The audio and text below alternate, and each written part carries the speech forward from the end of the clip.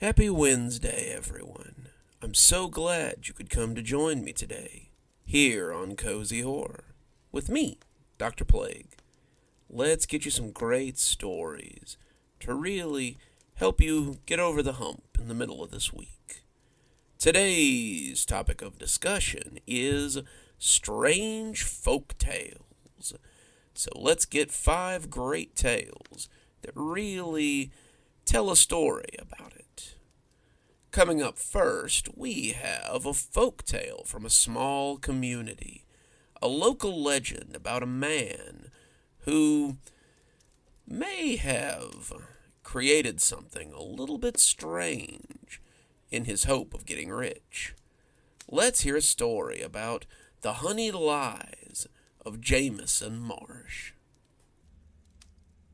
When Jameson Marsh, owner of Marsh Mortuaries, put a sign out front of his business saying that he'd be selling honey, people thought he must be joking.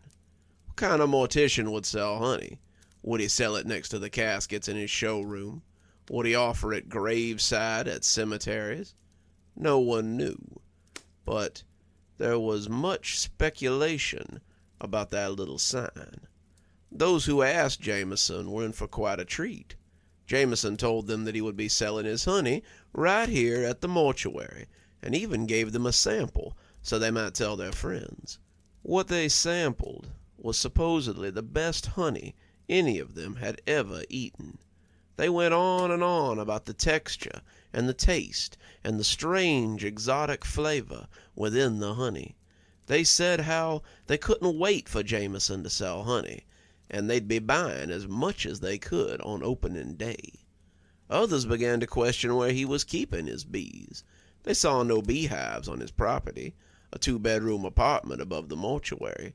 They saw no hives on the mortuary property at all, in fact. They saw no hives in the cemetery or near the crematorium. But still, the honey came. On the 3rd of March, the first jar of that miraculous concoction appeared in the front room of Jameson Mortuary. The mortuary was crowded for the next several days, and by Friday, not a jar was left to be purchased. Again, people praised the texture and the taste of his honey, as well as the myriad flavors that one would find within the jar. One of the buyers, Bert Lancaster, owned a large honey operation of his own. It is said that when he tasted Jameson's honey, he proclaimed that no bee in his field had ever produced anything so sweet. Some would tell you that he burned his beehives that very afternoon, but that's little more than town gossip. For that summer back in '86, no one could get enough of Jameson's honey. They say Helen Price used that honey to defeat her rival, Linda Moore, in that summer's 4th of July bake-off. They say Bert Cavell put that honey in his mead and could not make enough of it to satiate the local drunks. They say Mary Sanders was taken to the hospital over in Oakley when she ate 10 jars in a day and was reaching for an 11th when her stomach ruptured. But again, that's all town gossip. What is fact was the discovery made by Randall Smith, a local tabloid writer, in the fall of '86. Randall had a reputation for being less of a journalist and more of a mudslinger. If there was a nasty rumor started, Randall could usually be traced back to it. He'd grown pretty tired of hearing about Jameson and his amazing honey. Randall was of the opinion that if something was too good to be true, then it likely was. He thought Jameson's honey must have some sort of secret ingredient that got people addicted to it. Maybe it was even a cover for some kind of dope operation that Jameson was running out of the mortuary or the cemetery. Whatever the case, Randall could smell a story, and it would be sweeter than any nectar the old mortician could produce. So one night, as the moon hung full over Pleasant Rock Cemetery, Randall and his friends, Rooster Malloy and Charles Drainer, took a trip out to the cemetery to have a look around. Someone had reported earlier that week that they had seen some larger-than-normal bees around the cemetery grounds, and speculated that these may be the source of Jameson's honey. As it was the only lead that Randall had, it seemed as good as any. So after a couple of drinks at the Legion Hall, the three men piled into Rooster's old Chevy and headed down to do some late-night snooping. Randall still tells anyone who will listen how the graveyard was as silent as its namesake. The gate was locked, sporting a brand-new Academy security lock, one of the big, thick gold ones that graced the sheds and fences of discerning security buffs in town. So the three men had to find a different way in. This was strange, since the cemetery had never been locked before. Jameson had always let people come and go as they please. But just recently, the old man had gotten a little cagey about many things. For one, the cemetery was now locked at nightfall. For another, no one was allowed in the basement of the mortuary, not even the man who came to deliver the bodies for the families. For a third, no one but his two sons were allowed to work in the mortuary anymore, and both of them were under pain of death should they reveal the secrets of Jameson's honey. The three men had walked around the fence before they found a spot where the last windstorm had knocked down a thick old pine. It lay on the points around the top, creating a rude bridge over the wall. Now, none of them being particularly spry, they had all of them carefully shimmied up the fallen tree and then dropped down into the cemetery, careful not to get stuck on them spikes. They all felt a chill as they stood in the quiet boneyard, and Randall claimed that Rooster looked ready to brave the spikes if it meant being out of there. The wind rattled the skeletal trees on the grounds, and the little flags that had been stuck on some of the graves for Labor Day snapped mischievously and startled them more than once. They had brought flashlights, but the big old trader's moon that looked down on them was more than enough to keep them from tripping into a open grave or smashing their shins on an ill-placed tombstone. The quiet cemetery was enough to sober even the bravest of them, and it was probably why they heard the shovels before they saw the men. Crouching behind a particularly large family headstone, Randall saw two men digging into a fresh grave. They were exhuming a body by the light of that pregnant moon, and Randall knew whose it was to boot. We had been to the widow Hadley's funeral that day, and it appeared that whoever these men were, they were taking her from her freshly dug resting place. As they watched, the corpse flopped to the surface most unceremoniously, followed by March's sons, Hannibal and Gavin. Hannibal hefted the body, leaving his younger brother to fill in the hole as he took it deeper into the cemetery. Gavin went to his work, and bent as he was, he didn't notice the three men as they snuck around him and followed his older brother. Hannibal had been a football player, a linebacker for the local school team in his day, and he toted the frail old woman as easily as someone might a sack of corn. As they followed him, the three men weren't sure what they expected to find, but Randall was certain it would be something to add a macabre twinge to the story that he meant to write. They followed Hannibal as he came to a newly built mausoleum, the name across the door reading March. He unlocked the door and unceremoniously tossed the old woman into the crypt. The men hunkered low behind a pair of gravestones, but they needn't have bothered. Hannibal was a big boy, but his night eyes left something to be desired. He no more saw them than he did the place marker that he nearly tripped over on the way back to his brother, and as he stomped off into the cemetery, the three men approached the crypt. The mortuary was a nice new one, sunk into the ground a little to protect any caskets placed down there, and it would have looked more at home in New Orleans than this Georgia backwater town. To the knowledge of anyone in town, the Marches did not have a family crypt until very recently. The only March buried there would be Jameson's wife, since his mother and father were buried up in Macon at their own family plot. Hannibal may not have been the smartest March in town, but it appeared he was smart enough to lock up behind himself.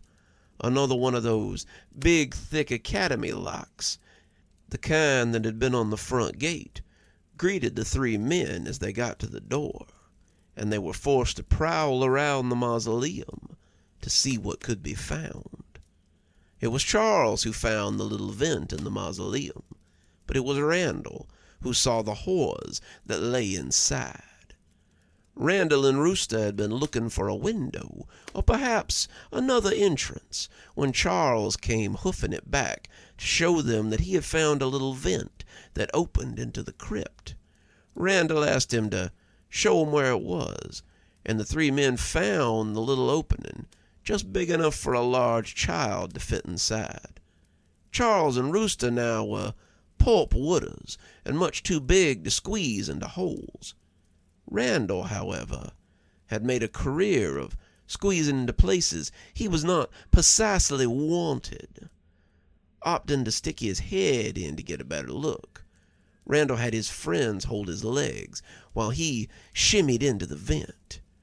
Charles and Rooster slid him in as far as they dared, and they said his flashlight could be seen through the slats at the top of the mausoleum. When Randall started screaming and yelling for them to pull him out, it sounded like the devil himself had gotten hold of him. When they pulled him out, they said he was white as a sheet and said to tell the sheriff immediately. Whether the brothers had gone when they made their escape or not, they missed them entirely as they beat a retreat back to town. Now the sheriff took some convincing to get out of bed, but when Randall told him what they had seen down the crypt, he came with 3 other men and the biggest set of bolt cutters they could find at the station. Jameson's sons were leaving when the sheriff and his boys pulled up, so they didn't end up needing the bolt cutters after all. When he laid it out to the 2 young men that they could either cooperate or sit in the same prison cell with their father, the one he was surely to occupy, they decided it might be in their best interest to show him what they was doing. When the sheriff asked the boys if they would need suits, the 2 shook their heads. Bees are mostly docile, Hannibal told them, and sure enough, when they cracked the door open, not a one came charging out. They descended into the ground, and by the light of the sheriff's flashlight, they saw the horrors below. The bees swarmed the small pile of corpses, taking whatever they used to make the honey back to their hives. The hives covered the walls of the crypt, making a sticky webwork of catacombs. The corpses down below were fresh, most of them having died very recently, and the bees were taken to them with gusto. The brothers said they came down here once or twice a week to harvest the honey, and that the vulture bees were taken to the warm Georgia summer quite nicely. When the sheriff interrogated them, both said that it had been their father's idea. He had read about vulture bees and thought they sounded like an interesting idea. Then, when their mother died, he'd done a little experiment. He'd put her down in the mortuary and procured some vulture bees of his own. The boys had been horrified when he'd showed them what he'd been up to, but even they had to admit the honey had been the sweetest they had ever eaten. Something about the readily available nature of the local pollen, mixed with the bees' instincts to collect whatever they got from the corpses, had made for a potent and delicious treat. She was the catalyst for all this, Hannibal had said. Those first few jars he handed out to the people for tasting were honey made from our mother's body. He began to cry then, but the sheriff had all the evidence he needed to proceed. He arrested Jameson March that very night, but there seemed to be some confusion on what to charge him with. Couldn't really get him for murder because he hadn't killed anybody. Couldn't really get him for fraud because he buried them bodies just like he said he would. In the end, they got him on simple corpse desecration and a little misdemeanor fraud for not telling the families what he intended to do with them their bodies. He got less than 5 years in prison. I hear the warden let him keep the beehives in the prison garden. Seems like his talents didn't go to waste, not even behind bars. He left town when his time was served, he and his boys. The funeral home's been empty ever since. The police found the beginnings of his beekeeping operation in the basement. That, and a secondary hive with a swarm of agitated vulture bees. Jameson tried to sell the mortuary, but nobody seemed to want a place with that sort of reputation. It collapsed under a late February snow back in 2012, and they destroyed the mausoleum they found all them bodies in about a year after Jameson went to prison. And that's the sordid tale of Jameson March and his bees. I have no idea what they did with those bees after they turned them out of the March mausoleum. They likely just turned them loose into an environment that was alien to them. So, if you should be traveling through the Georgia back roads and see some larger-than-average bees, or taste sweeter-than-average honey, be very suspicious about its origins. As a honey connoisseur, I've got to say, kind of makes me a little curious to taste what those bees are cooking up. Coming up next, we have a story about a ghost, or a spirit, or something that haunts a local art gallery, and may be making it difficult for the security staff. Let's hear a story about the lady in blue. I was working night security at the Charleston Art College when I discovered the real threat was there all along. I really enjoyed my job at the Charleston Art College. I'd been working as a cop when I got out of high school, but I got injured during a chase and switched over to corrections. Worst mistake of my life. Even so, I kept doing it for nearly a decade. I didn't seem to think I had much of an option at the time, but after some time and some physical therapy, I managed to walk off a lot of the damage and was ready to go back to being a police officer. The problem was that I wasn't quite in good enough shape to perform the physical portion of the reinstatement, and after 10 years of listening to kicking and screaming and fielding harmless threats, I decided I might like to see what else was out there. That's how I found the night security job at the school, and that's how I discovered the strange history of Charleston Art College. It's a school for kids, for adults, for anyone who has an interest in the arts. They offer a lot of programs for established and new artists, and I had to read the article a few times to see why a place like that would need a night security guard at all. Turns out they'd had some trouble from vandals in the past, and it seemed to be better for their insurance if they had a night security guard. The position is from sunset to sunrise, roughly 8 to 10 hours. In the winter, you'll work a little more, and in the summer, you'll work a little less, but it helps our insurance premiums to have someone on the premise at night. Are you interested? I found that I was, and I started there a few weeks after my background check, drug test, and licensing test came back. The job was armed security, and I was allowed to carry mace and a sidearm. They made it very clear that they would rather I not shoot anybody, though. If anything happened, I was asked to call the police and try to limit property damage. I told them I was used to working on armed security, and that I would only act if my life was in danger. They seemed to like that answer. They put me with a guy named Charles for the first couple of nights, and he shook his head at me when I introduced myself to him. "What?" I asked, thinking he was making fun of my limp. "DOC, am I right?" he asked. And when I nodded, he laughed. Don't take it the wrong way, partner, but it's in your bearings. You walk your rounds even when you're just walking. The belt's a dead giveaway, too. The way you wear it lets me know that you're itching to pull gas on somebody. Welcome to heaven, my friend. I think you're gonna like it here. He wasn't wrong. Very little happened here after dark, and he told me the best investment I could make was in a streaming service. This is the monitor room, he said, as we walked into the office. Cameras are pointed at the front and back door, and there are 2 on the back hallways and 1 on the front hallway, as well as another by the courtyard. Don't get too excited. The only thing I've ever seen on it is a bird that got stuck in here one night. Charles had been working overnight at the school for about 3 years, and he seemed to be the longest-lasting security guard they had. He made no bones about the fact that this might have something to do with his lack of following posted security checks. The super on days never checks cameras, so sometimes I just sleep in here and set an alarm before anyone gets here. I don't know why people keep leaving. This is the best job I've ever had, and I've never seen so much as a rock or a teenager with a spray can come through that door after dark. I asked him a ton of questions that night and gladly took on most of the rounds. The school was beautiful, the walls hung with artwork of all kinds, and every time I came back from a round, I was eager to go out and see more on my next one.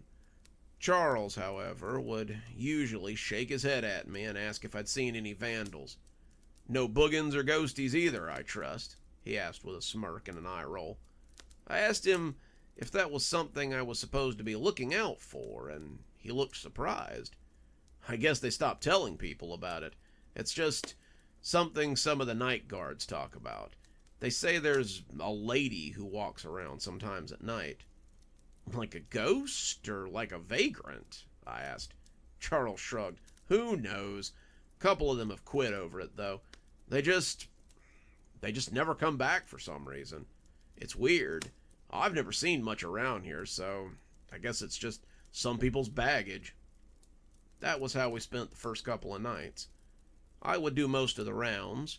Charles would do most of the sleeping, and in between naps, he would teach me stuff. He taught me how to run the cameras. He taught me how to put the storm doors down and the windows down in case of really bad weather. And he taught me what to do if someone did try to break in. Just call the cops, he said. It does happen from time to time. People get this weird idea that we have art in here, like expensive art. They break in and find out that mostly what we have is amateur stuff, and then they get caught. Call the cops. Don't be a hero. That's all I'm saying. It was the third night, the last night that he'd be around with me, that I asked about the weird woman people kept seeing. Charles rolled his eyes, and he looked up from his TikTok that he was watching, and took his feet off the desk. Clearly, this was not the first time he had fielded this kind of question, and I guess he thought it was best to get it out of the way. Look, the blue dress lady is a myth. She doesn't exist. It's just a spooky story they tell the new guy so they can laugh at them later. Just don't worry about it. It'll be better for you. I shook my head, telling him that I wanted to know, and he sucked his teeth and tried not to lose it. Okay, you really want to know. When the school opened in 1947, one of the first major players at the school was a lady named Selma Natras. She was a great painter, at least that's how the story goes, and then one day she just kind of lost it. She painted and painted and painted. She stopped going to classes, she stopped eating, and then one morning she just vanished. No one was sure why, but she was just gone. Well, she was gone for a while. After that, people started seeing her around. What do you mean? I asked. Like a ghost? Sometimes. They say they see her in the halls, but some of your predecessors say she stalks them through the halls. They can't go anywhere without feeling eyes on them. And the last guy I trained kept talking about the pictures. Pictures? I asked, not sure what he meant. I don't know. He just kept mumbling about the pictures and how they were following him. I don't know, but he was one of the ones that stopped showing up. We didn't talk much for the rest of the night, and it was, unfortunately, the last night that I had company. The next night, I was on my own. It wasn't too bad. I mostly just sat around and watched cameras. I was trying to take it seriously, but it's hard not to slip into bad habits when all you have to look at is the security monitors. I'm sure I missed a few rounds while I was watching Netflix and playing mobile games, but the rounds I went on were different than the night before. The art was still interesting. I liked seeing the stuff they added from the students, but I felt watched as I went about my assigned rounds. It could have been the hollow eyes of the statues that sat in some of the halls. It could have been the painted eyes of the pictures that hung in every available surface, but it didn't feel like the inanimate objects around me. It felt like the eyes of a predator as it stalked me through the woods. The second night working on my own, I began to see something out of the corner of my eye. It was subtle at first, just a little blip here and there, but it always seemed to follow me when I was on my rounds. There was something else, too. It was harder to nail down, but it started to sound like a whisper. Someone was calling to me, trying to get my attention, but they didn't seem to know who I was. Hey, it was creeping across my senses. Look over here. It would slither across my gray meat. It was weird, but I chalked it up to being by myself in a dark place at night. The lights in the school were kept low at night, mostly just the little lights that show the paintings and the artwork, and that might have been adding to the creep factor of the place. By night 3, I was seeing something blue, something that was stalking me through the halls. I continued to walk, not wanting to invite it to chase, but it was hard. It wasn't a big something. It was like, I don't know, like watching fireflies or fairy lights. But it definitely followed me. I started to think it was moving between the paintings, but that was crazy. Most of the paintings were pastoral landscapes, fields, or trees or things. So, the blue fairy that kept bobbing in my peripheral kind of stood out. I would turn suddenly, trying to catch sight of it, and see a landscape at sunset or a tranquil forest. I would spin around, and there was Main Street or the Cape. The blue was gone, but not completely gone.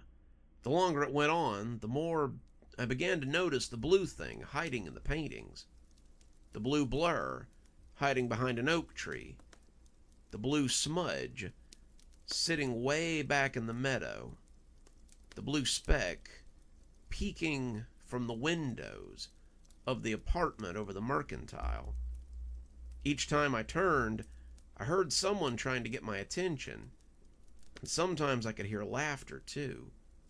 The high-pitched tinkling of a woman's laughter. This went on for a week, but the woman in the painting didn't stay a smudge. Suddenly, there was a bigger smudge in a landscape that looked surprisingly like a small woman. I rounded a corner to find a little Thumbelina standing on a bridge overlooking a river. She didn't move, but I felt sure that she hadn't been there earlier. I would walk past these paintings once an hour, and I'd gotten a good look at some of them. Her blue dress stood out, and I was sure that I would have seen if she'd been there. Seeing it made me feel weird, but what could I do? They were paintings. It wasn't like they could just gain things they didn't have before. Right? The longer the night went on, the more nervous I became. She had begun the night like the last 3, hiding and standing in the background as she studied me. But tonight was different. She didn't move when I was looking, but I knew she was. Every round she would get closer and closer to the canvas. Was this the woman the others were talking about? Those eyes. I became sure that she was the one who was stalking me. It no longer felt like she was just following me. It felt like I was meat being hunted by a predator. Charles, and remember Charles, was on the other night shift, and I came to talk to him about it. I didn't think he could help, but I needed to talk to somebody. He was surprised to see me, and when I asked again about the woman, he blew out a breath in frustration. I knew if I told you the story, you'd fixate on it. All the other night shift guys do too. She isn't real. She doesn't exist. It's just a stupid old story. It's a legend. There is no blue lady. You sound like Gavin, I swear. I asked him who Gavin was, and he wrote down an address and handed it to me. He didn't just leave. He called the dean of the school and told them that he'd never be back. I had to get up in the middle of the night and come take over the rest of his shift. He left his keys in the door and a resignation letter written on a napkin in the school mailbox. He wouldn't even come back to get his last check. We had to send it to him. I see him online sometimes. I think he runs a forum for paranormal stuff or something like that. If you have questions, then go talk to him. I'm done hearing about this crap. Do you hear me? I'm done. I found Gavin pretty easily on Facebook, and Charles hadn't been wrong. Gavin was into a lot of different legends and ghost stories, but the Blue Lady was one that he came back to a lot. He talked about the month that he had worked for the Charleston Art College, and how he had been stalked by the Lady in Blue. She follows me through the pictures. I don't know how she does it, but she moves from painting to painting, watching and waiting for her moment to strike. She likes to see her prey getting scared, getting weak, and then, when she has your mind so eroded that you're half crazy, she grabs you and drags you into the pictures. I'm convinced that's what's happened to the other security guards. They didn't just leave work suddenly. They didn't just quit without word. And they didn't just skip town for whatever reason the college is pimping these days. They were taken, and they will never come back. I thought about this for the next few days, doing research and looking into local legends about the school. There were the usual ghost stories about seeing a woman in blue walking the halls, people hearing voices at night. But there were also some stories about Selma Nostris, and how she was widely believed to be a witch.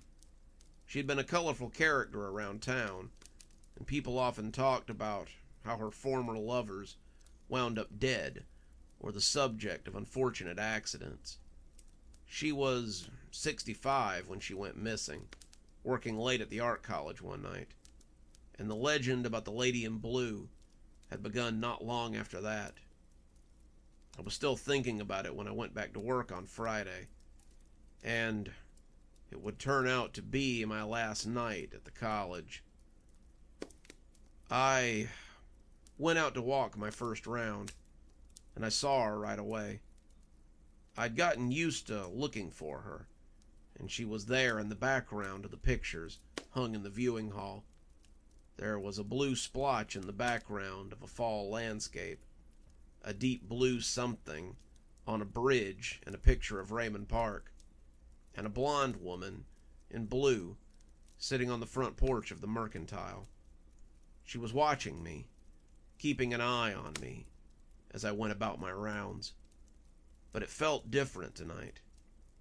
It felt like someone was stalking me again, like I was being hunted by a wild animal every time I went about my rounds.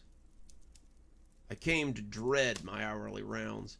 I hated feeling like a kid at a zoo, and as I went through my rounds, she got closer to the frame with each hour that passed.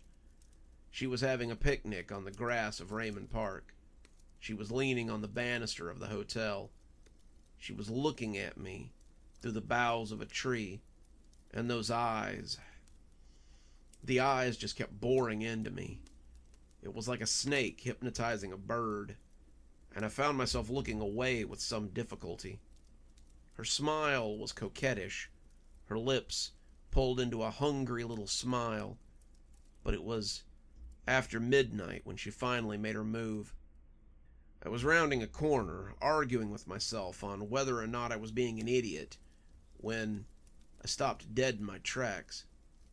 At the corner, where there had been a picture of a field at sunset, there was now a blonde woman in a blue dress, staring out at me with a sinister smile.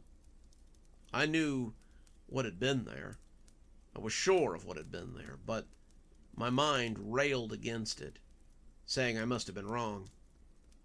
I walked past her, trying not to look, but when her smile widened to show a mouthful of sharp teeth, I was nearly too late to stop myself from being taken.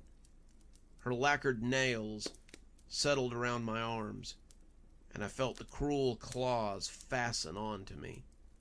Her strength was monstrous, and I could feel those nails through the fabric of my uniform top. I never even thought about it. I just ran. I ran flat out, wincing as the nails cut into me. And as I pulled hard, I heard her soft, whispery voice calling to me.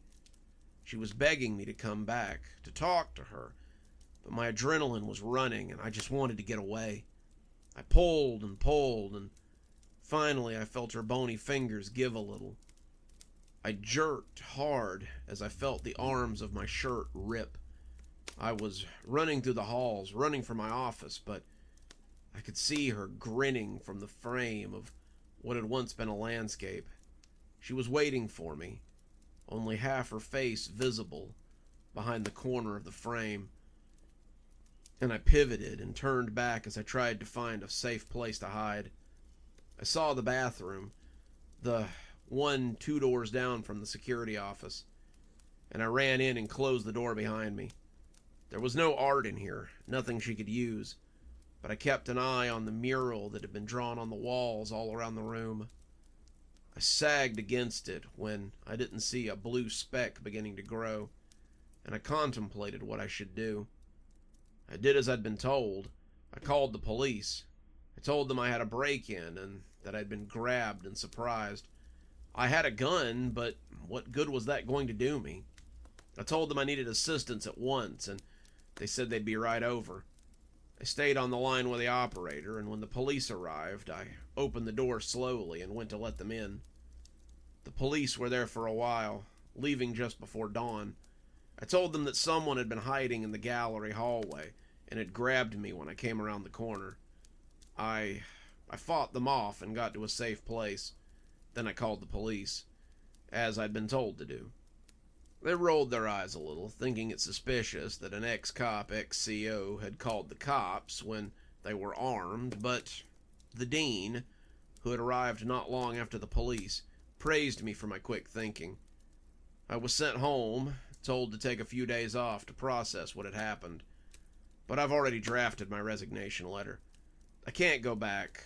I, too, know what Gavin keeps obsessing over, and I won't be a victim. I'll go back to prison before I become the latest victim of the lady in blue. I may not know art, but I know what scares the crap out of me, and it's that. Coming up next, we have a local legend that's going around the local high school, and a kid who gets an up-close personal look at it, maybe a little more personal than he'd like. Let's hear a story about the clapping man. I heard he was a mute, and the clapping's how he communicates. I heard he's a ghost, and the clapping's how he gets your attention. I heard you're both big old babies who will believe in anything. Daryl and Gary looked up incredulously at me as I grinned back at them from across the lunch table. Oh yeah? Well, he's been linked to the disappearances of like 4 kids now, so sounds like a pretty good reason to be afraid to me, Daryl said, sounding mad. I just shrugged at him, popping a French fry into my mouth and savoring the salt. There's no proof that this clapping man is responsible for a candy bar going missing at Dell's, let alone Mike Frazier getting snatched. The clapping man story was something that had been circulating for a while. 3 young kids had gone missing first, all of them heading home from somewhere or another, and some of the witnesses had reported hearing a clapping sound before they had gone missing. One of them had even reported seeing a man shape in the woods before hearing the clap. They didn't have any details about the guy, but they said it looks like a person's shadow with long arms. McGhee had been the most recent disappearance, and the one that made the cops around Tiger the most nervous. The first three had been younger kids, elementary school students who hadn't looked like much, but McGhee had been a 17-year-old farm kid who was built like a linebacker. The story was that he was trying to find one of his dad's missing sheep around dusk and had just never come back. The stories were that he was near a Kendall-covered bridge and that the sheep had been found dead underneath it the next day. There were the usual rumors that McGhee had run off or left with some girl, left with some boy for all they knew, but those of us who had known McGhee kind of doubted it. McGhee was slow. Not like special ed slow, but he was slower than average. He loved his family. He loved working on his parents' farm, and the thought that he would just run off when he couldn't come back with the sheep was laughable. McGhee liked football too, but if his dad had asked, he would have given it up in a heartbeat. The cops knew this too. That's why they were sure that McGhee had been taken by someone, and that someone had to be big. The bell rang then, but we kept our seats as the good little sheep dispersed around us. We'd leave when the monitor finally told us we had to, and not a minute before. Gary still looked a little nervous as the cafeteria cleared out, but Daryl was pretty used to it. Daryl and me had been hellions since we were young, but it was a life that Gary was slowly getting used to. I'm not a bad kid. Not really. I love my mama, I respect my daddy, and I keep my truck well maintained. I'm good to my girl, when I have one. That being said, I have no time for weakness or rules. The only rule I know is that the strong rule, and it's a rule that I learned from my daddy. If I'm strong, and I am strong, I should be able to do what I want. If other kids don't understand that, well, that's their problem. Just like when I push them down and show them who's boss. Daryl, Gary, and me never really considered ourselves a gang or nothing, but we pal around because we all believe that when you're strong, you're right. Miss Gladys looked our way, and I grinned at her and waved. Miss Gladys is cute, but she ain't strong. She teaches home ec, and she drives a Spark. Nothing about that says strong. She's come over before and tried to talk nice to us to get us back on the straight and narrow, but it never does any good. Eventually, she stopped trying, and when she turned to call Mr. Gersh, the shop teacher, we took to our feet and cleaned the table off, heading for class. Gersh was strong, an 8-year combat vet with scars to prove it, and he was not to be messed with. We were halfway to class when the bell rang for the start of 5th period, and I looked at the boys and told them I thought we should maybe take the rest of the day off. I gotta get to math, Gary said. If I don't keep at least a C, they'll kick me off the football team. Same, Daryl said with a sigh. If I don't pass history test today, my mama says I can't run the roads this weekend. Come on, man, just come to class with us. Beer'll still be there after school. I blew a big old raspberry at him and told them that if they wanted to be pansies, then I'll go drink it all up before they got there. They begged me not to go, but I was done for the day. School had never really held any appeal for me, and I'd already figured I'd drop at the end of the year and go on to hauling lumber like my uncle, or go to farming like my dad.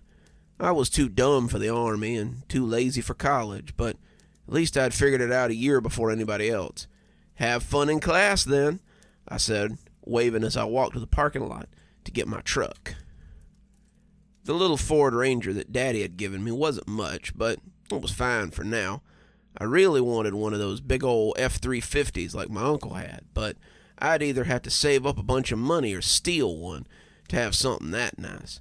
The Ranger was fine, and I slunk out of the lot in low gear before turning and flying up the road for home. The dirt roads of Tiger were like a second home to me, and as I put the schoolhouse behind me, I thought again about just leaving on one of them for parts unknown. What was there really here for me? A dead-end job and a naggy wife, squalling kids and a mortgage I couldn't pay, a bottle of beer after work with the boys, a loveless marriage that would hang like a shackle around my neck, maybe a trip to Stragview if I wasn't careful, or a telephone pole in the night if I'd had a few too many beers. I didn't like to think too much about the future then, preferring to live in the moment, and just this particular moment was about to contain a 12-pack of beer. I pulled up behind the barn so Daddy wouldn't see me if he came home early. Daddy was at the farmer's market till around 4 selling his wares, and I figured he wouldn't be the wiser of me cutting school. I walked off into the field of peanuts, this year's crop, and on into the woods beyond. I'd been exploring the woods since I was potty trained, and the spot I knew of was about a mile back in the old tangle of trees. Daryl and me had found it when we were still small enough to squeeze between the roots of the snaky trees and make a clubhouse down there, and it now served as a spot for us to drink and smoke and bring girls to for some privacy. The forest was familiar, an old friend that had protected me sometimes when Daddy had a little too much to drink, and before I knew it, I could see the old growth of trees in the distance. Most of the forest was thick old oaks and scaggy little pulp trees, but the grove was different.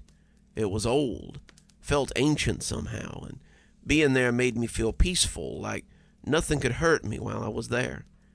I got to the snaky trees and took a seat on the comfy old roots that stuck above ground, reaching into the gnarled old root system and pulling out a 12-pack of Budweiser.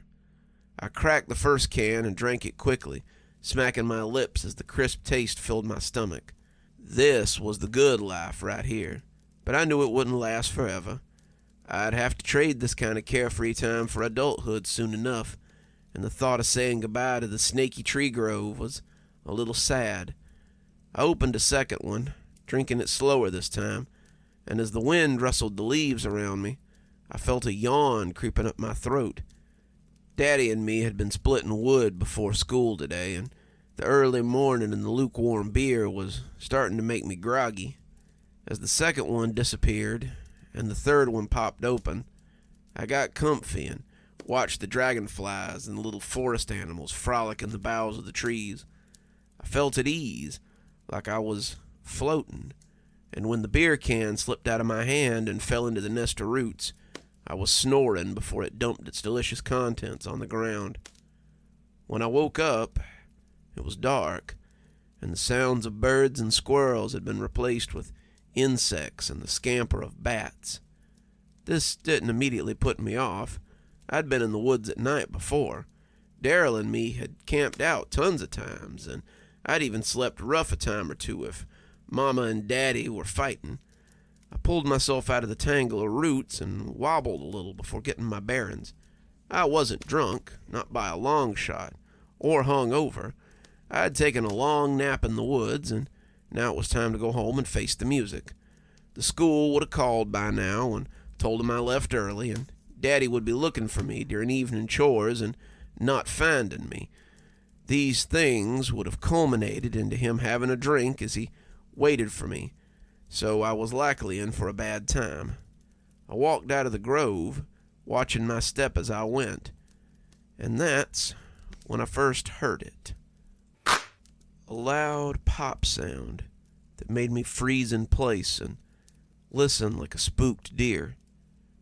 I stopped for a count of 5, waiting for it to come again so I could identify it, but all I heard was the quiet sound of the evening woods.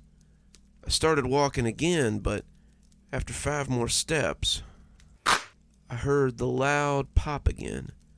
I thought it might be a tree branch cracking at first, but now it sounded more like something familiar. It wasn't a natural sound, not like a branch breaking or a rock bumping as it fell. This was a sound I hadn't really heard out here before. A sound I was familiar with, but seemed alien out here. Sounded like someone bringing their hands together for a single hard clap. Kept walking towards the house, thinking I was hearing things, but the longer I went, the more I heard the clapping sound. It was infrequent, always that one loud pop, and when I looked, there was nothing I could find that would have made it. The longer I walked, the more freaked out I got at the popping. I found myself looking for man shapes in the woods, thinking about what the kids had told the cops. It was big, like someone's shadow standing in the woods. Its arms were longer than usual, and they'd heard a loud clapping sound before their friend had disappeared. I stopped again. It had been closer this time. It sounded like it was about 20 feet away, and the clap had silenced many of the forest creatures that had been buzzing placidly. I wanted to run, but I made myself walk so I didn't trip in a hole or knock myself unconscious with a low-hanging branch. There was also the fact that these were my woods. Nothing bad could happen to me in my woods. No one could hurt me out here. No one would dare to... Now it was closer. 10 feet or better. It was following me, and I was still half a mile from home. I wondered how far it would let me get before it snatched me. Would they find any evidence that I'd been alive? Would they ever find anything? I quickened my pace. Holes be damned. I needed to go. I needed to get out of here. I needed to be behind my door with the lock thrown and the bolt pushed in. I'd hug my daddy and tell him I was sorry and take whatever punishment came, but I needed to know that the monster or freak or whatever was outside couldn't get me. I ducked a branch that I saw as a vague outline and kept moving. The popping had stopped for now, but I knew I wasn't safe. I had to get home. I had to get home. I had to get... I turned my head in the direction of the sound, and there he was. He was man-shaped, that was for sure. He looked like a bulky fella, his arms and legs just thick outlines in the murk. I couldn't see his eyes, but I could feel him on me. He didn't make a sound, but the longer I stayed still, the more I could hear a low murmur, like a TV show trying to break through the static. I thought he might be frozen by my stare, but as I watched, he raised his hands slowly and brought them together with a single loud clap. I took off like a shot. I ran and ran and ran as the poppin' followed me. I expected that every step would be my last. A claw would come out, or a set of teeth would clamp down on me, and I'd be dragged away to whatever served as a den for the digestion, or God knew what else. The popping sound started coming from directly behind me, and I could feel the air of those massive hands. I could see lights coming into view up ahead, and I thought I might have gotten turned around and found the highway. I didn't care. I just wanted someone to help me escape this creature, and I wasn't choosy about who. I broke through the tree line to discover that I had come out at the edge of my parents' farm, and the lights were flashlights as people looked for me. They were calling my name as they got closer to the woods, and I tore off towards the field in an attempt to stop them from entering. One of them could have just as easily been the thing's next meal, and I wasn't about to draw them to it. I found Daddy first, his beam turning to fix me, and he wrapped me in a hug as he recognized me. "God damn, boy, I was so scared you'd been took." He hugged me close, the first time I'd ever seen my daddy show that kind of emotion, and when he called out to them that he'd found me, I saw them all start heading to his location. The police came and talked to me, and I don't know if they took me seriously or not. They told people to stay out of the woods for a while and listen for a clapping if they were alone. Mickey was the last kid to go missing in Tiger that year, and when the clapping came back after that, they seemed better prepared for it. That experience changed me, and I'm glad to say that it was for the better. I started taking my schooling a little more seriously, stopped being so impetuous, started helping people instead of taking, and changed my way of thinking a lot. I still believe that strong people are important, but now I also believe that they have a responsibility to help those who aren't strong. I started volunteering to go out and woodland rescue, searching for people who'd gotten lost or looking for remains, and I got approached by the Park Service to see if I wanted to work with them. Now I help educate people so they don't get lost, and I find people who have gone missing. In a way, I guess I owe the Clapping Man a debt. He saved me that night from becoming a monster too, though I doubt it was his intention. Certainly makes me want to stop drinking alone in the woods, I can tell you that. Coming up next, we have a schoolyard tale about a strange man who appears from a murder of crows. Without further ado, let's hear a story about the Crow Count. Attention, teachers and pupils. Recess is canceled today due to crows. That is all. There was a collective awe from the students, but that wasn't what had caught my attention. Had the principal just said crows? Like the birds? I asked myself as I told my third graders we would play Heads Up 7-Up.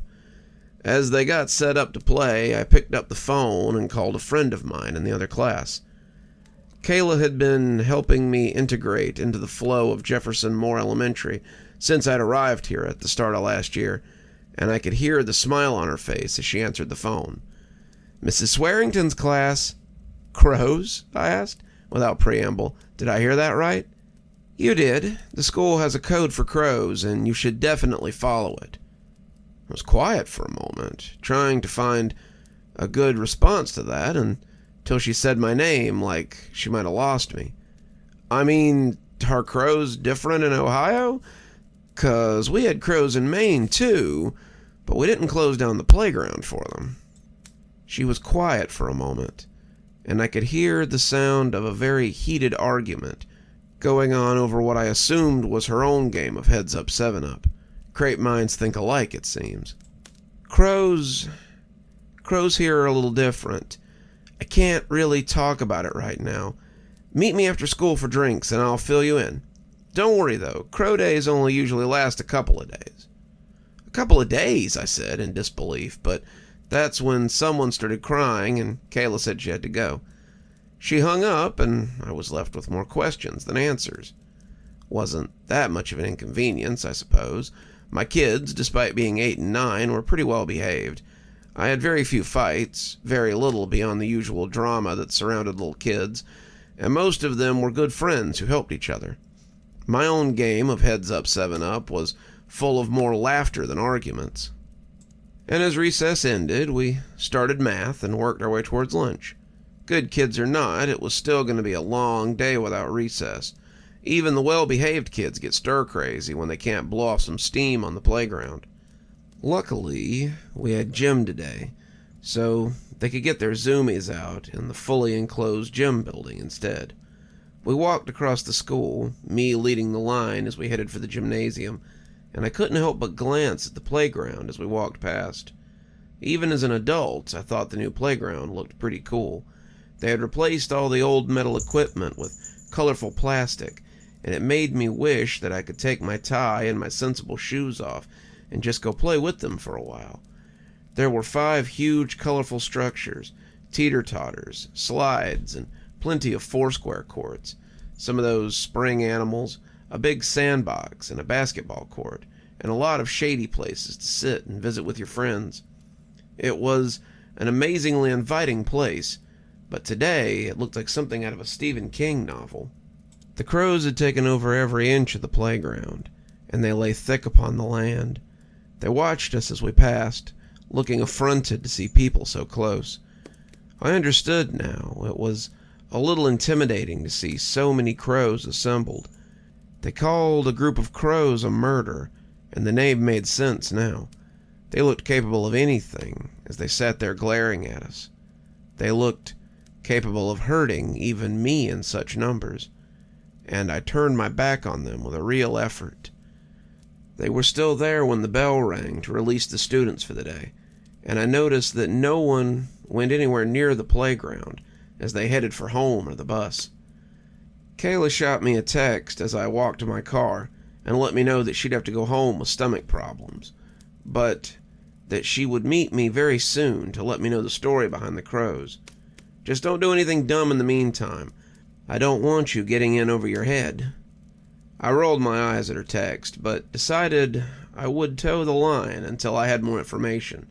I had to admit that something about that group of crows had spooked me, and I suddenly didn't like the idea of just going out there and scaring them off. I don't know how they would react, and I wasn't in a big hurry to find out. I had joked that we had crows where I was from, but I didn't think I'd ever seen crows like this. I must have been thinking about them as I lay down to sleep, because I dreamed about them that night. I was walking into the playground, the crows sitting around me and staring in disapproval. Everything beyond the playground was like mist. I was standing in a fog bank, and the deeper I went into the playground, the more crows there seemed to be. In the center of the playground was a merry-go-round, the old metal one that often injured the children who went to play on it. Standing in the center was a man, slowly rotating with the motion of the thing. He had his back to me, and I saw that he wore a coal-black suit with a high, dark mantle. His top hat was lined with feathers and shining trinkets. His boots were black and thick. He was rotating slowly, the old engine of destruction squealing as it turned ever so slowly. The crows were looking at him, their beady eyes drawn to him, and as he spun, I became afraid. I didn't think I wanted this man to look at me. I thought that if he looked at me, something terrible might happen, but I was powerless to look away. He just spun like a ballerina in a music box, and as he came around, I saw one glittering eye before I woke up in a cold sweat. There was another warning about the crows during the morning announcements, but it was hardly needed. We had all seen them as they perched on the playground equipment when we came to school that day. I was working the pickup line that morning, and the reaction of the kids weren't what drew my attention. The children were disappointed, but understanding. No, it was the reaction of the adults that caught my eye. There were some transplants, like me, who looked at it like an oddity, but it was the locals that really caught my eye. They looked at the playground like a source of childhood trauma, and many of them made sure to tell their kids not to go to the playground under any circumstances. "Keep a close eye on her," one mother said, as her kindergartner walked inside, her pink coat making her stand out amongst the sea of children. "I'd hoped they wouldn't come back this year. Damn him," she whispered, and then looked at me like she had said too much before driving off in a controlled hurry. We settled in for the day's lesson, but you could tell that the mood was muted. They didn't have gym to look forward to today. The extracurricular was music, and they knew that there would be no real outside activity today. I hated it for them, and when I called Kayla at about 10:30, my text going unseen, I was in for another surprise. The woman who answered said that Miss Swearington was out today, and might be for the rest of the week. Poor dear, she caught that bug that's going around. I hope she didn't leave it behind when she was here yesterday. I hear it's nasty. I didn't even have lunch with my friend to look forward to, it seemed, and I settled in for a long day. As the class played hide-and-seek during indoor recess, I noticed that one of the students was still at her desk. Lisa was coloring up a storm, really putting swirls on her page, and I came up to check what she was drawing. She looked absolutely focused on what she was doing, showing no interest in the other students or their games. It was odd to see that kind of focus in a kid her age, and she jumped a little when I came up behind her and tapped her on the shoulder. "Whatcha?" I started, but when I looked at the page, it took my breath away. She had drawn the playground for my dream perfectly, complete with the man in the dark cloak and the top hat. He was standing on the merry-go-round, arms extended to the sky, and the crows were flying all around him. The picture was way too detailed for someone her age, much too good for someone not even in middle school, and when she looked back at me, she asked if I had seen him. "Who?" I asked, though I knew what she meant. "The Crow Count," she said, matter-of-factly, as if it was something that everyone knew. I haven't, I lied, picking up the picture and getting a better look. Who is he? Mommy says not to talk about him, Lisa said, looking guilty as she realized she shouldn't be drawing him either. I won't tell, I said as I put the page back on her desk. Is he a friend of yours? No, Lisa said, and she sounded afraid of the idea that someone might think he was friends with her. The crow count isn't anyone's friend. He brings the crows here. At least, that's what Mommy told me. She said I must never go into big groups of crows, or the crow count will take me away with the murder. Hearing someone so young say these things made me cold all over again, but I just patted her arm and said that was very interesting. It was the most normal thing in the world to her, apparently, and I didn't want to draw attention to the fact that this was my first time hearing about it. I left her to her coloring, telling my students they had about 5 minutes left on indoor recess before we had to go back to our desks. I googled crow count and crows in Ohio, but I didn't get much. Crows in Ohio brought up some memes, because of course it did, but the crow count brought up only a single entry. It was an old Germanic legend about a ruler of crows who sometimes took children to feed his flock or young girls to be his bride. Neither were ever seen again, but it was an excuse for telling children to avoid large groups of crows, something associated with battlefields and death. The depiction, something taken from an old storybook, was very familiar. A courtly fellow in a tall hat with feathers and a dark cloak. I clicked off of it, feeling my stomach tie itself in a knot, and began geography. I was still thinking about it at the end of the day as the bell rang and everyone headed for home.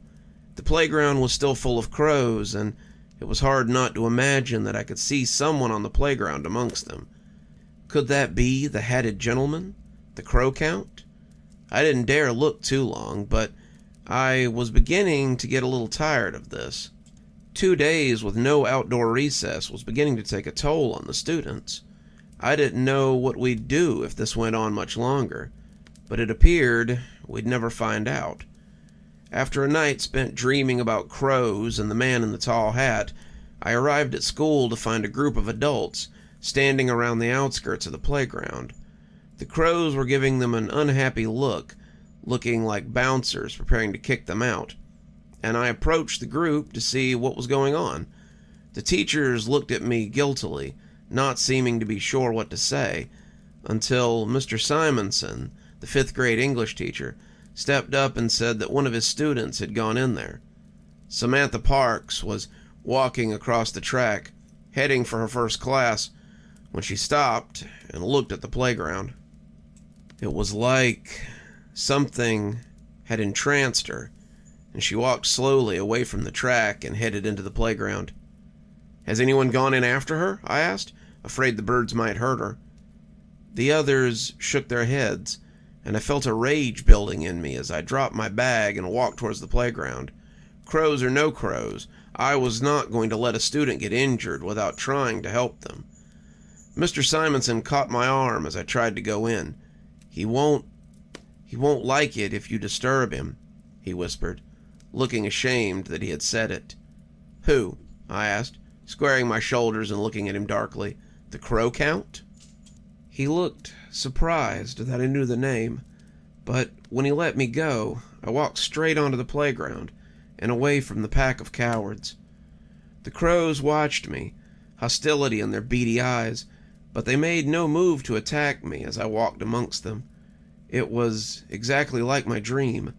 The crows covered everything, their numbers having risen in 3 days since they had been here. Their murder was huge, the equipment looking like a giant crow as they sat on every empty surface. It was a mass of wings and feathers and beady black eyes, and I walked within that heaving black sea of avians. I came to the center far too soon. He was standing on a merry-go-round, the metal battered and the paint faded and chipped. It looked as if it had been moved through time, and he stood in the middle of it as it turned ever so slowly. The crows guarded him, leaning closer as if making ready to charge me if I tried to attack him, and he seemed utterly at ease. He was dressed in the same black hat with feathers around the brim, the same black coat, dark as a raven's wing, and the same leather boots that looked like they had walked across the ages to be here. He looked like he could have known Vlad Tepes, like he could have watched an original Shakespeare play, could have wielded a knife as it slew Caesar. He was ageless, an engine of destruction as much as the one he stood upon, and as he turned, I saw the girl kneeling on the hot top. She was tall for 10, looking like a woman more than a child, and when I took a step towards her, the man spoke. "Do not touch what belongs to the crows." I stopped, despite myself, and as I looked up, I finally got a look at him. His face was young, his hair a perfect salt and pepper, and his features were sharp and angular. He looked like a painting in a museum, a man out of time, and as he came fully around, he looked like nothing so much as a demon in human form. His eyes, however, were what drew me the most. They sparkled, the cornea like the facets of a gem. No wonder the crows followed him. His eyes were something they would desire above all else, and I wondered if they would take them from him when his life finally came to an end. Somehow, despite being captivated by this strange man, I found the courage to speak. She does not belong to you. She is of this school and under its protection, under my protection." The man sneered at me. "You would dare tell me what treasures I may take? This is my domain, and I take what I want." "Not today," I said, and the girl shook off whatever spell she had been under and began to hyperventilate. Where am I?" she asked, and I tried my best to calm her down. That seemed to be what the crows were waiting for. They flew at us suddenly, buffeting the two of us with their wings and raking at us with their claws. Crows may not seem very formidable, but they're bigger than you think, and there were so many of them that it was all I could do to pick her up and run in a direction. As long as it was away from the crow count, I didn't give a damn where I went. I pushed the girl in front of me, leading her through the throng of crows and getting pretty cut up in the process. I heard her scream as I covered her with my body, putting a hand over my face as I tried to save my eyes. We were running blind, bumping into things and rebounding back before we chose a different way. I felt like we would never make it out, that the crows would bury us under their mass and just carry us away. I didn't think I'd ever see my class, my students, or anything ever again, and that was when I stumbled out of the cloud and out of the playground. I lay on the ground, covering myself, but the crows were gone. I was breathing heavily, reaching for the girl to reassure her, but she wasn't there. I looked around trying to find her, but she was just gone. Where was she? Had she escaped? But that was when I heard a massive push of wings and the raised voice of the murder. As I looked up, they all took flight at once, ascending into the sky in a great wave of black wings. In the middle of the cloud, held between the claws of many, many crows, were a pair of people that were soon lost amongst the cloud. One in a tall hat and cloak, and another in the uniform our students wore. All I could do was watch them go, the tears coming as the murder took flight and left our playground behind. The other teachers came up then, helping me to my feet as they took me to the office. The principal was expecting me, and she told me to take a seat as the nurse came in to treat the multiple cuts and abrasions I had.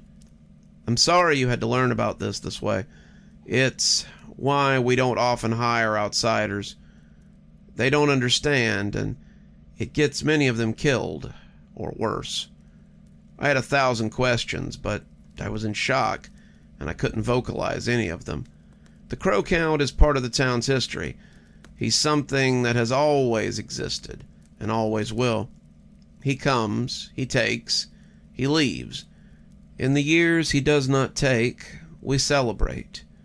In the years when he does, we mourn. That's why we have the crow warnings, why we teach our kids to be on their guard, and why the parents are so fearful. We know he will take if we give him the chance. There's nothing we can do about it. The crow count is old and clever, and nothing will stop him. Best to accept it. He never takes more than we can afford. I wondered if the parents I saw consoling each other as I went to leave would agree that the price had been something they could afford. I'm sitting in my apartment now, and I'm 3 sheets to the wind. I don't know if I can keep teaching here, knowing that the crow count will be back again, but I don't know what else I would do. I love my job, and I love the kids, and if I can keep them safe, then don't I owe that to them? Also, I want to know more about this thing. I want to know what it is and how it came to be here. Also, I want to know why it takes them and what it does with them when it has them.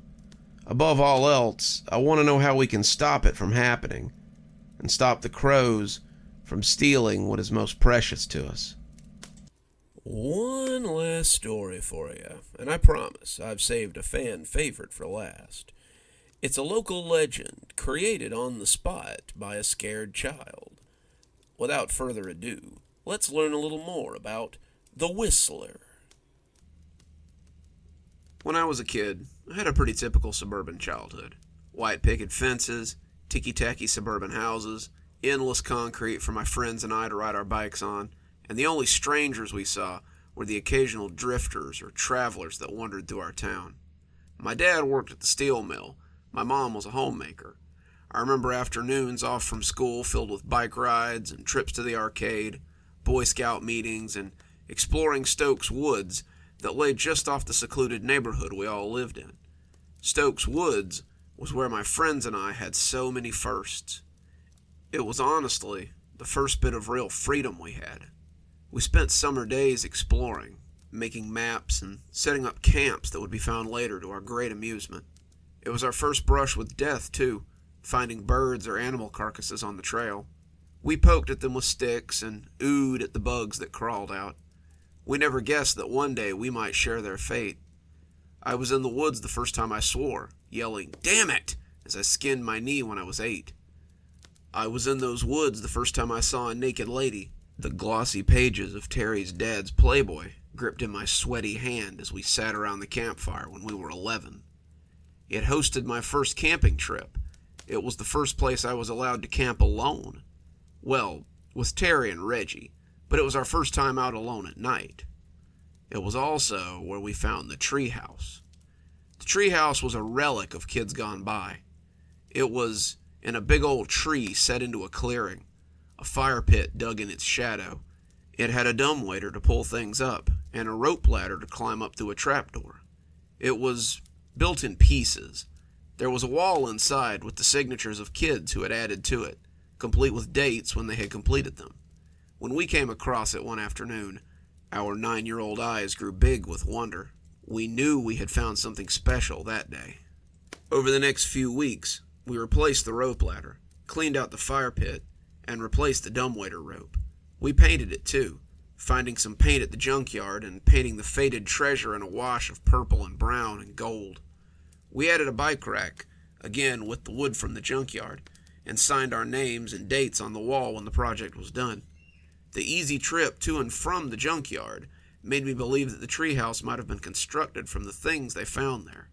We asked Old Man Macy, the caretaker, and he said that kids had been coming and going from the dump for years. He said every few years some kids would come along and take wood and pipes and things for special projects they did out in the woods. He was honestly glad they had been putting it to good use. We'd been playing and camping and using the treehouse for a couple of years when Terry suggested a Halloween sleepover. It's on a Friday. We can camp out in the treehouse and eat candy and tell scary stories. I thought it sounded like a great idea, and my parents agreed. 3 kids alone in the woods may seem weird to some of you, But the town we lived in was pretty rural. Our town had a population of about 1,200, and the crime was almost non-existent. Besides the odd traveler that sometimes blew through, you knew your neighbors pretty well. We had camped in the woods for the last 2 years, and the Boy Scouts had taught all of us how to camp safely and not burn down the woods. That night, we all hit the street as soon as the lamps came on. We set out with our pillowcases in hand and embarked on a sweet journey to collect the most candy. As always, we had a theme, and we were all dressed as the Avengers when we went out trick-or-treating. I was Hawkeye, bow slung over my shoulder, handmade costume and cheap mask covering my eyes. Reggie was the Hulk, body painted green and absurd rubber hands over his real ones. Terry was Captain America, his store-bought costume topped off by a trash can lid that he had painted a star on. We moved from house to house, striking poses and delighting adults as they filled our pillowcases with candy. By the time the porch lights started going out, we had bulging sacks ready to burst from all the candy we'd gotten. We stopped at our homes, dropping off a little excess candy and getting our camping stuff. We told our parents where we were going, and my mom kissed me goodnight and told me to come straight home if there was an emergency. And with that, we set off. We walked the familiar trails into the woods. Our backpacks were bulging with our candy sacks, and the night was lit by a full and ghostly moon. Terry and Reggie talked excitedly about the candy, wanting to tell ghost stories as we ate it. But I kept getting distracted. I could swear there was a noise out in the woods, a bird or a high-pitched wind. As we moved towards the treehouse, it seemed to follow us. The other two were oblivious, but the sounds made the hair on the back of my neck stand up. It came closer and closer, never quite reaching us, but seeming to pass us sometimes. I heard it behind us, heard it in front of us, and how the others could remain oblivious of it was beyond me. When the treehouse rose up to greet us, it was a real relief. In the light of the full moon, though, it looked ghostly and strange. I had thought the noise would cease to be an issue once we arrived, but it only seemed to get worse. As we loaded our bags on the dumbwaiter, I could swear the whistling still surrounded us. I rushed them a little, gaining some grumpy looks, but I wanted to be out of the woods and into the safety of the treehouse. Once we were safe inside, lanterns on and candy spilled on the floor, I began to feel at ease. This was our sanctuary. Nothing bad could happen to us here. We were children who had yet to experience loss or any real trauma. We were secure in our knowledge that our parents would still protect us from anything, no matter how bad it got. We were foolish, but children are supposed to be foolish, I guess. Reggie was halfway through one of his full-size candy bars the Hudsons had been passing out when Terry suggested we start the ghost stories. Terry loved scary stories, and he usually had a pretty good collection of them from the internet or wherever. Reggie pulled a beanbag chair over from the corner, and I dragged a camp chair over so I could join the group of lanterns.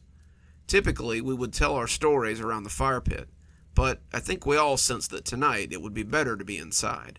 Halloween was unique somehow. It was best to be inside after dark. Terry brought the flashlight up under his chin, tilting the light knob down on the lantern and grinning at us ghoulishly. "This is a true story. I swear it on my life," he said, before beginning his story. He told us a story about a kid plagued by the ghost of a hobo that he and his friends had accidentally killed. They had been playing a trick on him, and he had choked to death on a sandwich.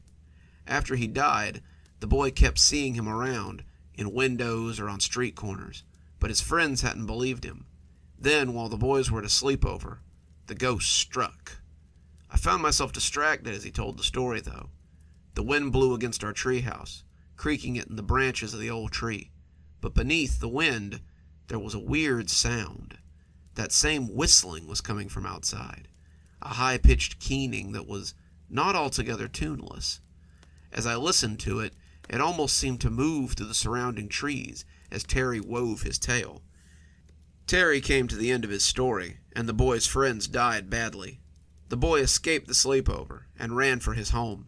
The ghostly hobo dogged his heels, screaming his name as he chased him through the quiet streets. But the boy had made it home and slammed the door in his rotting face.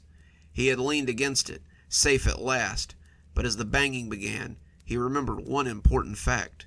His parents were gone, Terry said, grinning in the flashlight beam. He might have made it home, but he was still at the mercy of the ghostly apparition. Terry told us that the door had bowed inward, the ragged hands pushing the wood like wax paper, but I felt my attention dragged away again. I could still hear the whistling, closer now, and I could swear there was another noise too. Rustling leaves maybe, or leaves crackling underfoot. Was someone outside the treehouse? And as Patches pushed at his door, trying to catch him, the boy snuck out the window and disappeared into the night, never to be seen again. Terry seemed to notice then that I wasn't really paying attention. "Oh, come on. That was a great story." "Huh?" I asked. Oh yeah. Something was just distracting me outside." Reggie looked quizzically at me. "What was it?" "I thought I heard someone outside moving around in the leaves." Terry turned to look at the bare window, and Reggie walked over to look out into the inky blackness. The moon cast an odd light over his face, but as he scanned the ground, it gave away no sudden surprise. He shrugged his already broad shoulders and returned to his beanbag chair. He reached for a candy bar and started unwrapping the silvery foil. "Nothing there," he said after Terry and I stared at him for a second. "Must have been the wind." Terry had begun another story about a shadowy creature that lived in a stairwell. As he laid out the narrative, though, I could hear the whistling again. It wormed into my consciousness, spinning through the trees outside like a drunken bird. I could hear the leaves crunching again, the wind making them rustle like skeletal wind chimes. And suddenly, I too wanted to go to the window and look out into the night. I was trying to listen to Terry's story, but the more I tried to pay attention to it, the more I heard the noises from below. Terry looked miffed when I interrupted his story to drag up the rope ladder. I latched the hatch and came back to find him with his arms crossed and an indignant look on his face. "Think you can do a better story? Well then, hotshot, have at it." He tossed the flashlight at me, and I caught it by reflex. I thought about it for a minute and realized I did have a story I could tell. Maybe by getting it out, I could alleviate the fear that had been consuming me. I was ruining my Halloween campout, and for what? Some noise outside the treehouse? It was probably just a raccoon or something that we had spooked when we arrived. My unease had given me the perfect story, though. So, these three kids were walking in the woods. They were going camping, and were going to a familiar spot in the woods to set up. They left their homes at dusk, wanting to camp out under the stars in just their sleeping bags. Their parents told them that if anything went wrong, they could come home and sleep there. But the boys had done this 100 times, and felt that they knew the woods like the back of their hand. They felt like nothing in the woods could surprise them. But they were wrong. Terry sneered, but he sat close to the lantern and listened nonetheless. Reggie opened another candy bar, the story drawing him in as the stories almost always did. Reggie didn't really seem to like scary things. He was kind of a fraidy cat. But he liked stories. He would sit and listen, getting more and more terrified, but always beg for another when you were done. They walked towards the determined campsite, talking animatedly about the s'mores they would make and the scary stories they would tell. One of them kept hearing something as they walked. He could hear a snap of a twig, the crunch of a leaf, and it made him wary. He told his friends, but they shrugged it off as nothing. It was late afternoon, the sun was setting, and the animals were coming out to forage. They were probably just hearing animals moving around in the dry leaves. The two of them went back to walking, talking between themselves, but the third kept listening, kept looking over his shoulder to see what lay behind. Terry and Reggie were paying attention, Terry a little begrudgingly. Reggie's eyes were large and starry as he listened. As I told the story, I almost thought I could hear the leaves crackling outside, the wind in the trees rattling the dying year's foliage against the limbs, and a low whistle could be heard outside. It was tuneless and wafting as it warbled across my sanity. I knew just what was stalking these kids through the woods as I began to spin their tale. He kept asking them to listen, telling them it was important, but they wouldn't listen to him. They kept walking, kept talking, and all the while the crunching leaves and the rustling of limbs followed them, getting closer and closer. The boy became afraid. The steps sounded large, but he couldn't see anything in the trees as they proceeded down the trail. One of the others finally yelled at him, telling him to stop being stupid and just enjoy the trip, There was nothing out there. No one but he could hear it. He was being dumb. He needed to relax. I paused for dramatic effect, seeing Terry roll his eyes at the description of the boy in the story. That's when they heard the whistling. And I imagined I could still hear the whistling outside the treehouse. It was getting closer and closer as I told the story. Was the story drawing it in? Was I calling it to the treehouse? But by now, though, I couldn't stop myself. The story needed to be told, and I had become a conduit for it. I would tell it to the end, even if the whistler came right up the tree after us. They all froze when they heard the whistling. This was no wind through the boughs of a tree. This was a tuneless, monotonous whistling that cut across the dying afternoon like a sickle through wheat. It was behind them, seemingly on the trail, and they could hear it getting closer and closer. They began to make their way towards the campsite, walking a little faster, but all three looked over their shoulder now. They were all made uneasy by the whistling, and they all wanted to put some distance between themselves and it. My friend sat forward, hanging on my every word, entranced by this new development. Outside, I imagined I could hear the whistling coming from just outside the clearing. They didn't talk anymore. They didn't laugh. They didn't joke. They let their feet take them ever onward, but the whistling followed them. The friends who had insisted it was nothing said that maybe they should speed up a little bit. The campsite couldn't be far. Once they were there, they could take a side trail and get back to town. Or whatever it was might leave and they could get back to their campout.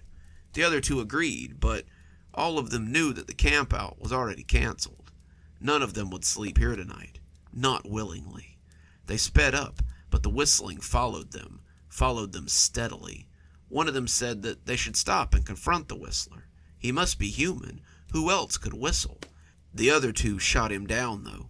The whistling was discordant, jangling against their nerves, sounding like nothing they had ever heard before. Both agreed that they didn't want to find out what whistled like that, and they kept moving. Something bumped the bottom of the tree, but my audience didn't seem to notice. It wasn't a hard bump. It didn't shiver the whole tree. It felt more like an inquisitive tap, a gentle knock, someone trying to get our attention. I put it out of my mind, maybe the wind or something, and kept telling my story.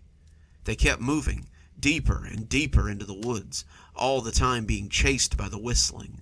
They broke into a run, the campsite still not coming into view, and still the whistling grew closer and louder. The whistling took on a life of its own, rising and falling in its chaotic tune as it became less and less discernible. The children put their hands over their ears, the noise scraping against their mind like a rusty scalpel. The hands would not block out the whistling, though. They heard it inside their heads as it battered their senses, and when the first one tripped, the other two did not stop to help him. They didn't hear his screams, but they felt a change when the whistling thing got him. A night bird called out from the forest, but now the whistling was in my own head, and I only registered it as something different. I told the story frantically, hoping it would stop the whistling in my head somehow. They dropped their packs and ran. They sprinted, flat out, knowing that the trail must be up ahead. They would round the bend, and there it would be. It would be there, as it always had been, and they would cut back towards town. It never occurred to them that the creature could just cut through the forest after them. The trail to town had a talismanic effect on them. If they could make it, then they could walk it, and then they would be safe. They ran, they wept, but the whistling followed them on, their feet crunching against the leaves and pine needles, sounding like gunfire, but they hardly noticed over the eerie whistling in their heads.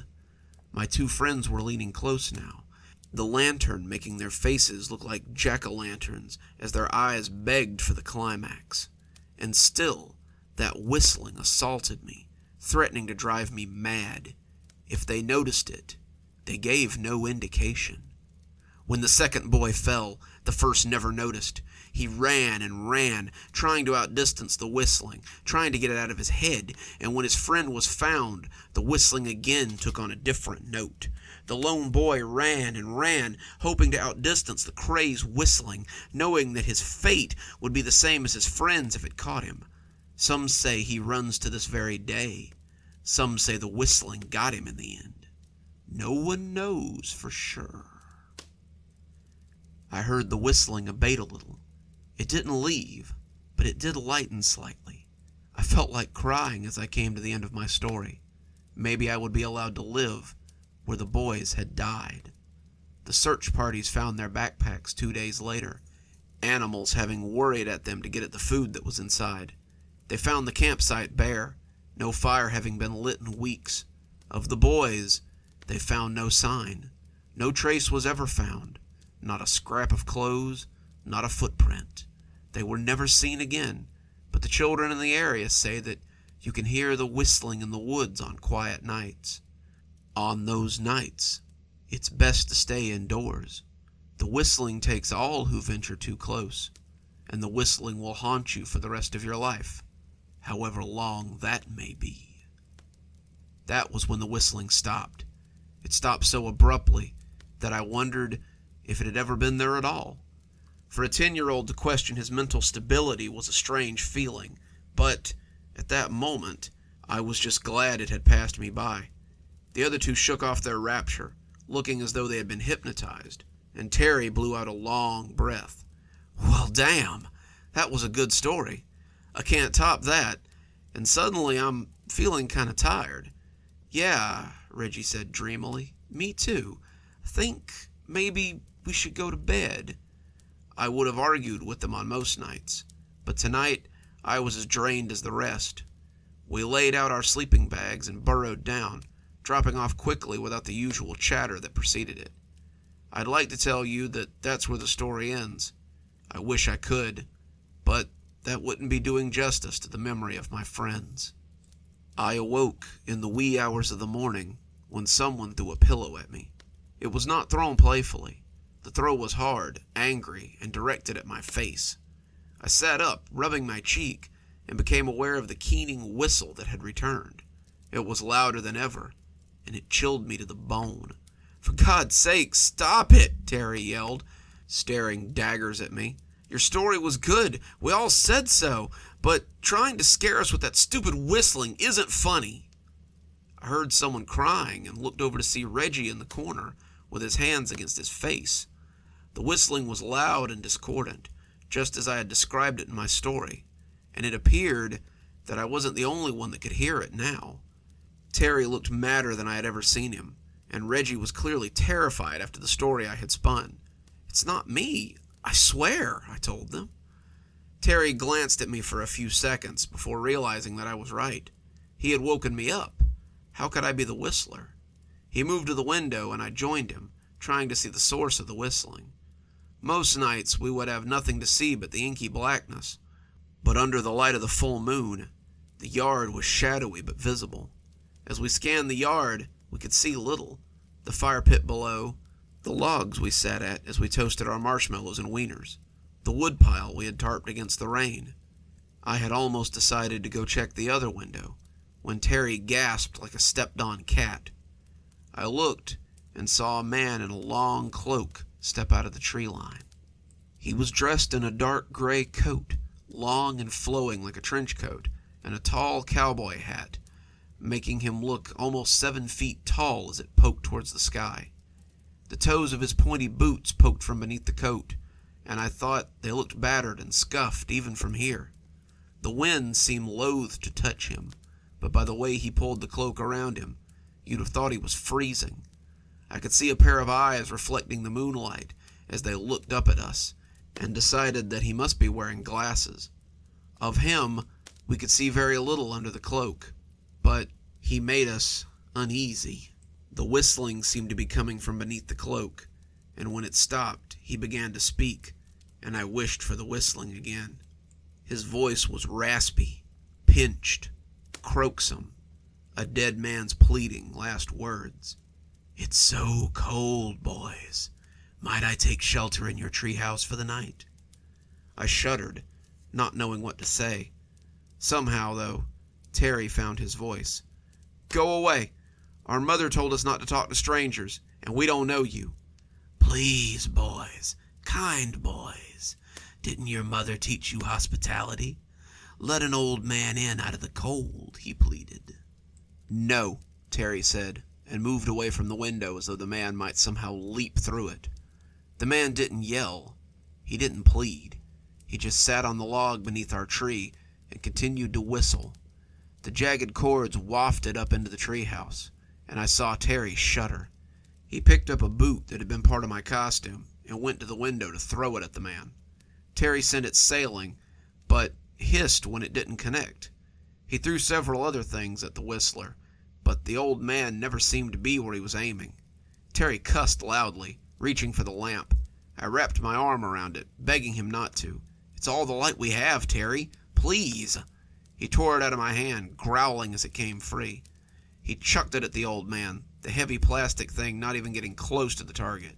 It broke on the ground, shattering and fizzling with an electric pop.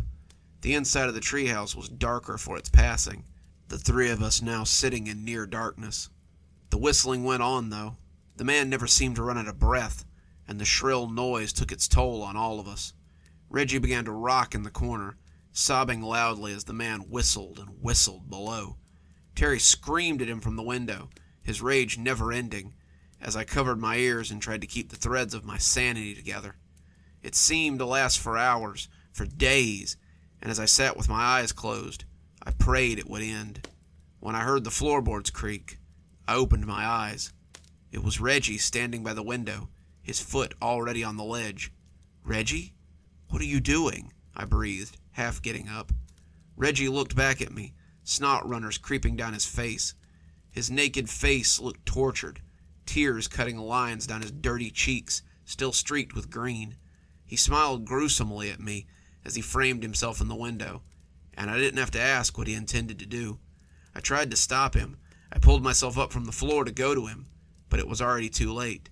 I just want it to stop, he breathed, before throwing himself out the window.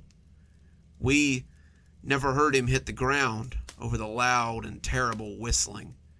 Terry stormed over to the hatch and had it unlatched before I could throw myself across it. What are you doing? What do you think I'm doing? I'm going to go do something about this guy. He's an adult, Terry. You can't do anything to him.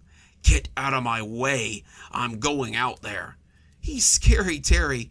You shouldn't go out there. You'll end up like Reggie. Terry kicked me, sending waves of pain through my guts, and I rolled off the trap door.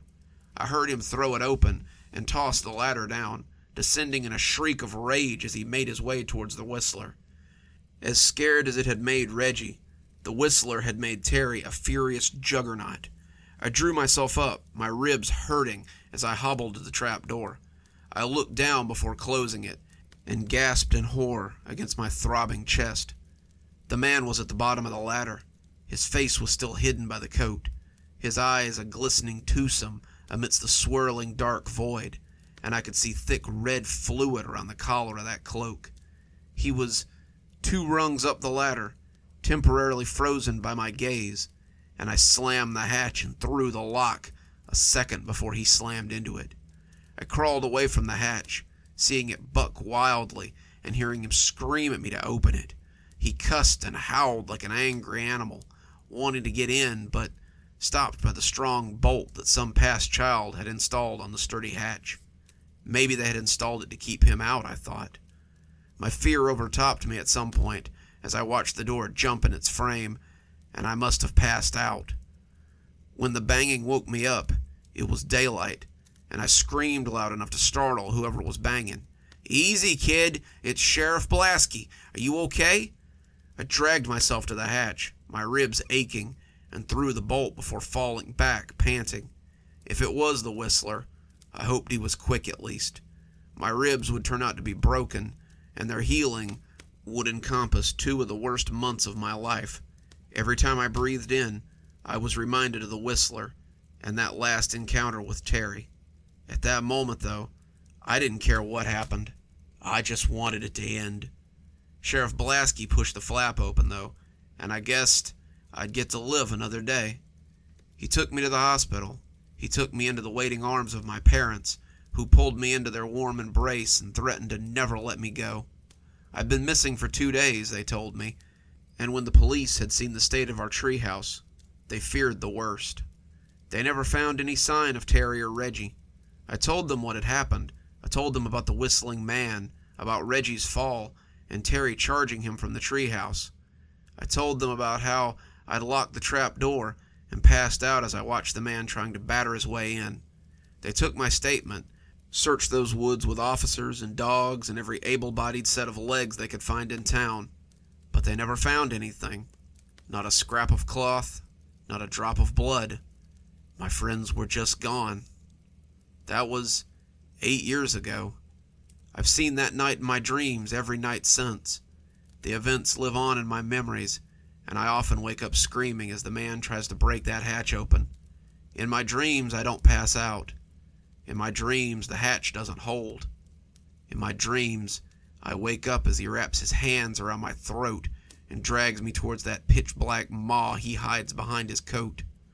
I haven't been back in the forest since that day.